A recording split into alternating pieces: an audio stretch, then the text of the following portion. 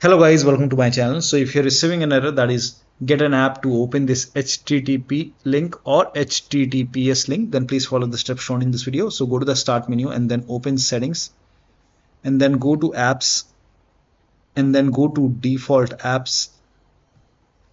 Now scroll down.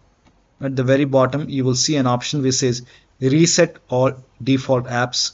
So you have to reset your default apps. So before you reset, you can read this. All changes you have made to default apps will be reset. So if you have set Google Chrome as your default app, or whatever changes you have made to default apps will be reset. So if you agree, only then you can click on OK, and then this will reset your default apps, and then you should not receive this error anymore.